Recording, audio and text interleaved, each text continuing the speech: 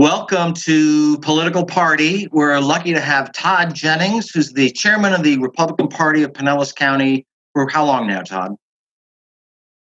This is wrapping up my second year, Okay. and I was vice chairman for the 4 years before that. So I've been involved for 6 years now. We've been kind of focusing on Pinellas County in this news show because Pinellas is so funky when it comes to presidential races and is such a good bellwether. This is a county that twice went very comfortably for Obama, was seen as once the birthplace of the Republican Party of Florida, then went blue, and then Trump won it narrowly. So no pressure, but you got to keep it in Trump's column. How are you feeling about that race?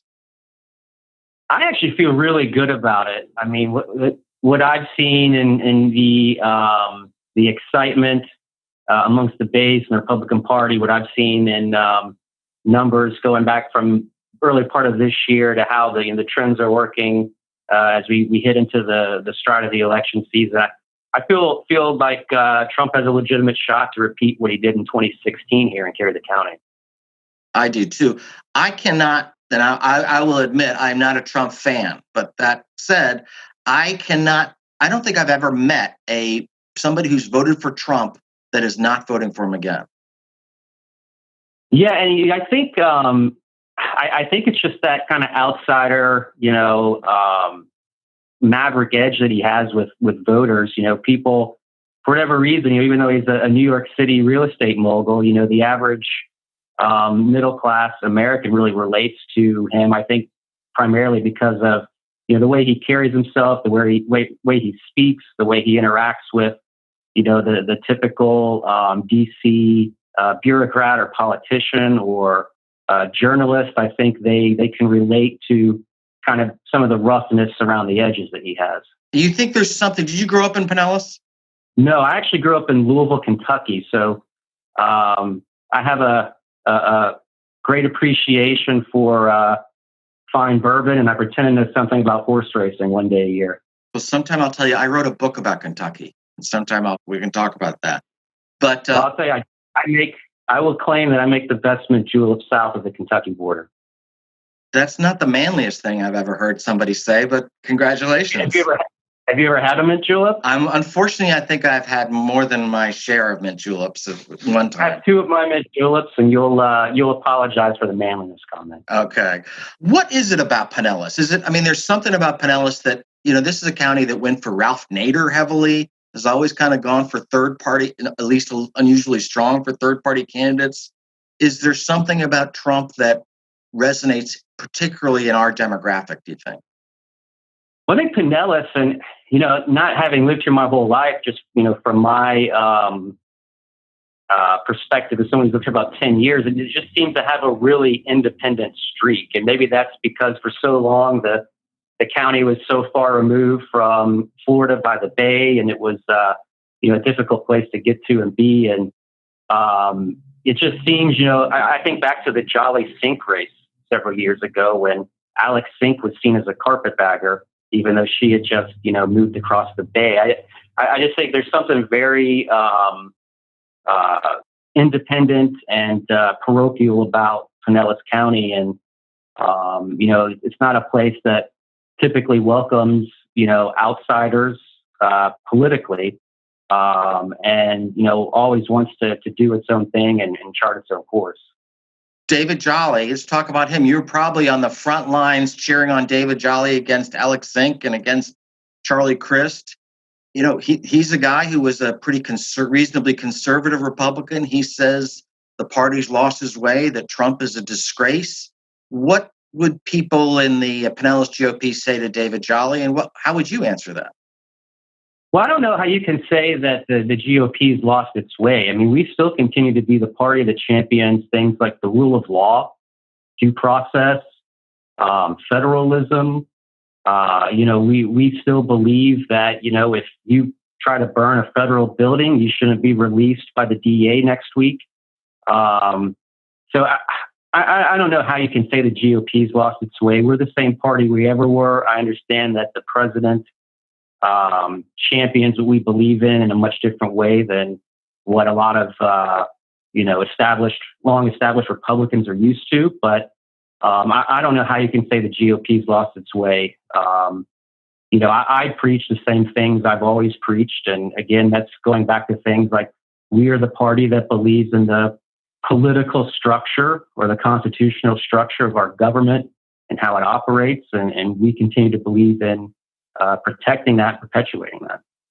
Boy, if I were debating you, I'd be chomping at the bit to debate everything you just said about Trump and the rule of law, but I won't. That's not the sort of the purpose of this show.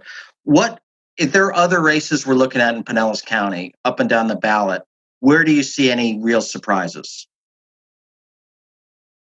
Well, I'll tell you what. I have an eye on the county commission races. Looking at that poll that came out right after the primary that showed both Larry Ahern and Tammy Vasquez within the, basically a statistical tie within the margin of error of the two incumbents. And that was right after the primary before these, general election campaigns really hit their stride. So I think if Trump has a good showing in Pinellas County, if the Pinellas GOP, we can do our job and get those Trump voters to vote Republican all the way down ballot, I think those races are certainly in play. Obviously, important to us is maintain the constitutional offices. We've maintained them for over 20 years.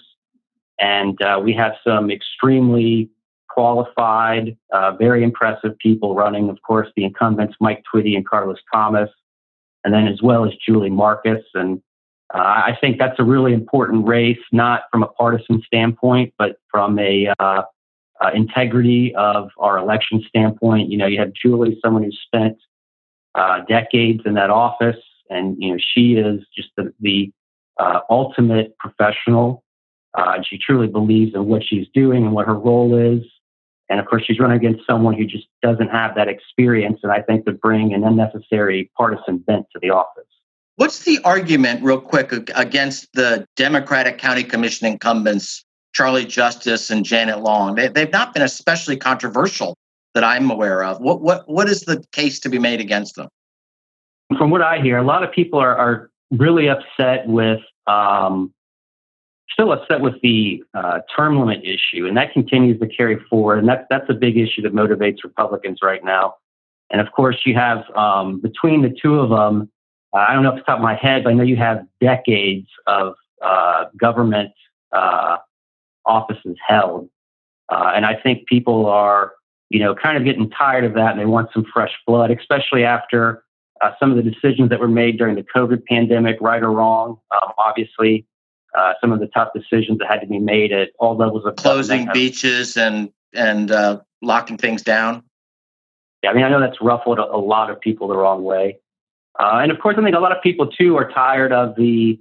It's worked pretty well. Pinellas has got a great infection rate now. What are we, below 3% for a good while?